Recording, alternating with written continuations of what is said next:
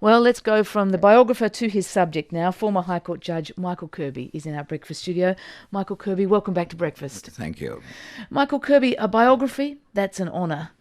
But after reading this book, it's clear you're a man who forged your own future. What about penning your own story? Where's your autobiography? Well, that might come one day, but I was fascinated to see what other people made of me, and I think A.J. Brown's done a reasonably good work. It's a very readable book, and that's a good thing in a biography.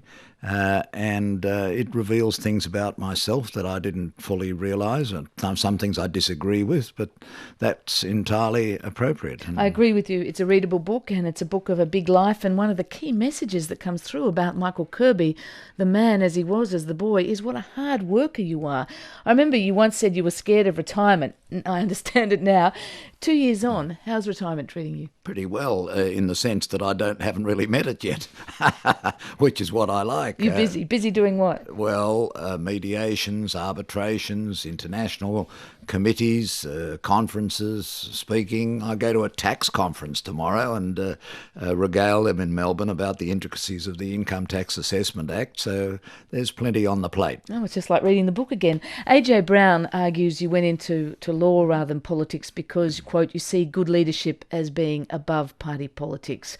Were you ever tempted, or how tempted, how close might you have come to a life in politics? I did go to one branch meeting of the Labor Party, and I found it so ineffably boring that I thought, to think that you'd have to do this for day in, day out, year in, year out. So I gave that away. As well as that, I would have had in those days to have a walker. I would have had to be pretending. I wasn't really willing to do that, and therefore... A walker, you mean a woman to take her yes, exactly. to events?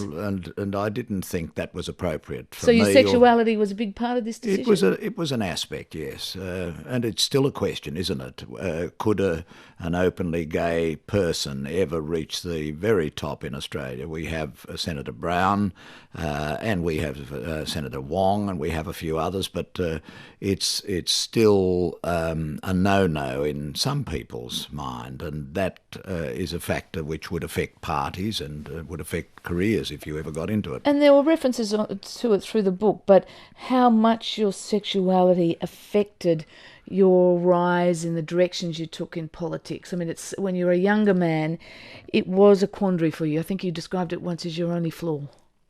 Well, it was, we're talking about the student politics, and in those days that was a sort of antidote to having a full, fun life as a young person, which is really an aspect of the deprivations that young gay people suffered in those days, and to some extent still do.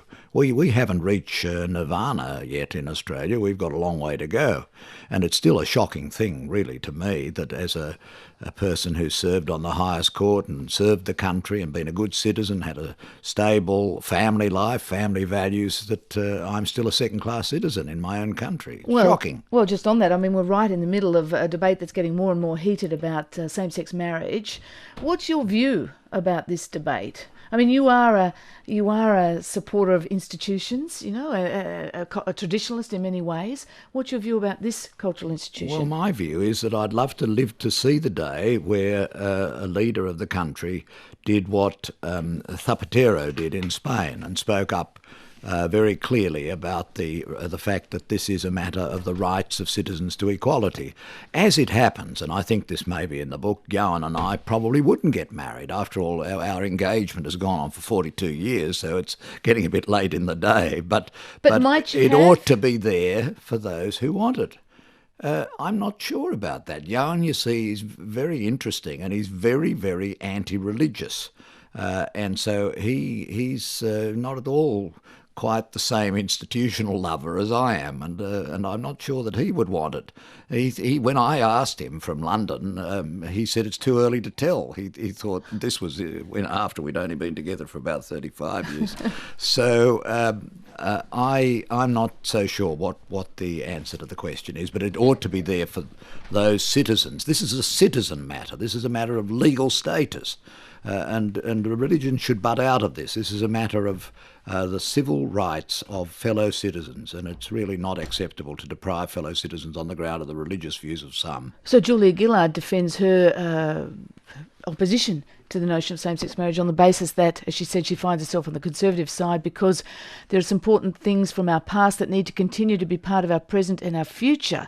She said she holds traditionally conservative views in this because she sees this as one of the institutions important to our society. Well, I don't want to get into the politics of this, and they can battle it out, and they'll ultimately, but the writing is on the wall. Just look at the countries which in 10 years have embraced equality of access and openness of marriage to people of minority sexuality.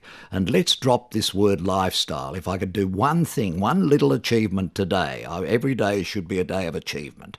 If I could get rid of that hateful word lifestyle, it's code language to delegitimise the scientific fact that a small proportion of our fellow citizens have a different sexuality to the rest of the community, and let's get rid of the lifestyle. It's really it's all DNA. It's either DNA or it's hormones or something, but it's not something you choose.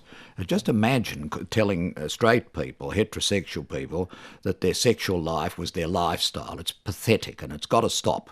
It's in this morning's papers, and you're mentioned in the editorial in The Australian in the context of talking about this as a lifestyle. Well, let's stop it. I'd fine each one who does that $1,000 and give it to an AIDS charity. Okay, it's 8:20 on Radio National Breakfast. Our guest this morning is former High Court Judge Michael Kirby, and much more besides you find out when you remind yourself of his life and achievements in his new biography written by A.J. Brown called Paradoxes and Principles. Your story begins with your childhood. Obviously the right place to start. It wasn't easy. At one point, your mother's illness saw you and your brother temporarily placed in a boys' home. But, we just heard you say there, every day should be a day of achievement. It seems to me that sort of thinking was really front of mind for you since you were a young boy. You were determined to excel through sheer determination. Sheer hard work would get you there. Yeah, but I had a lot of help. I always had a loving home, a loving family, strong siblings who told me where to get off, and wonderful teachers in the public education system of New South Wales. Wonderful, inspiring, encouraging teachers, the selective system, the very best of education. Still, in the high school certificate, the public schools do the best. Every year we deliver the best. These are the great flagships of public education. That's another theme. We should be trying to encourage public education and respecting it. Well, there's a lot of criticism about the state of public education today, a lot of criticism in recent days about the number of students who come out of our system unable to read or write still. Obviously, they're not the ones in the selective high school system, which is still, as you say, producing very strong results. But do you think a boy like Michael Kirby today would necessarily be guaranteed to be picked up through the system and end up in the selective high school as you did? Well, in New South Wales, obviously so. But the interesting point brought out in the book is that in the High Court in my day, and even today, only one justice, in my day it was me, was educated in public schools. And given that 67% of Australians are educated in public schools, that is itself a question. Now, why is that so? And in my opinion, where you're educated, your schooling, your values, the democratic, secular values that I received in my public education really are hardwired in me. And the values affect the decisions you make.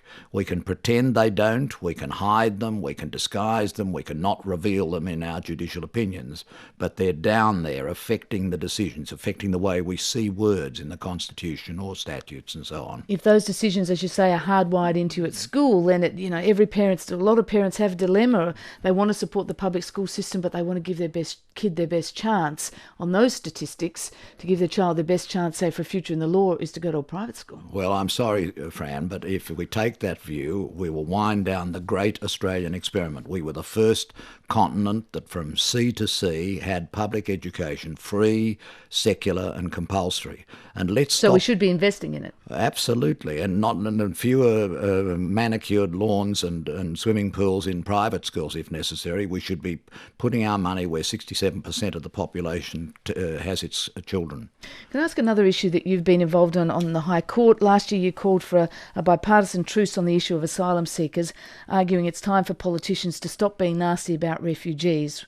Well, I don't think they've taken heed, really. In fact, we've probably seen this debate get more heated in recent times. What do you make of the current debate? Well, this is wedge politics, you see, and I have to say that the media plays a part in this by playing on the issues, playing on the fears. I saw one popular Sydney newspaper yesterday about the bikie gangs and terrorising and causing great fear in the population about that. It seems as though media wants to make everybody anxious, fearful, terrorism, prisoners, bikies. Whereas, in fact, we have a very stable society with stable institutions. And I'm not embarrassed about supporting our institutions. We have a good institutional arrangement with 800 years of history behind them. And just finally and briefly, Malcolm Turnbull, who launched your book this morning in Sydney, in a speech earlier this week, took aim at the Prime Minister's handling of the Julian Assange case. He said the decision of the High Court in Spycatcher makes it quite clear that any action in an Australian court to restrain Assange from publishing the State Department cables would have failed. And he berated the Prime Minister for just suggesting initially that Julian Assange had broken the law. What's your view of the treatment of Julian Assange? Well, I don't want to get into the politics. Let the politicians fight all this out. Malcolm had a great win before me in the Court of Appeal in the Spycatcher case. By the way, he was a very good advocate before the court, and he had a great win there. And that went on, and was my majority view was confirmed in the High Court at that time. So he may be right or may be wrong on the matter, but I think I'll leave it to Julia Gillard and the politicians to sort all this out, and the High Court to sort out the law. I've got other fish to fry. And we look forward to talking about those other things in the future, and one day your autobiography. Michael Kirby, it's a pleasure to have you on Breakfast. Thank you, Fran. Former High Court Judge Michael Kirby, and the story of his life, a biography written by A.J. Brown, Michael Kirby, Paradoxes and Principles, launched today in Sydney, published by Federation Press, and it's a great read. It's 8:25 on Radio National Breakfast.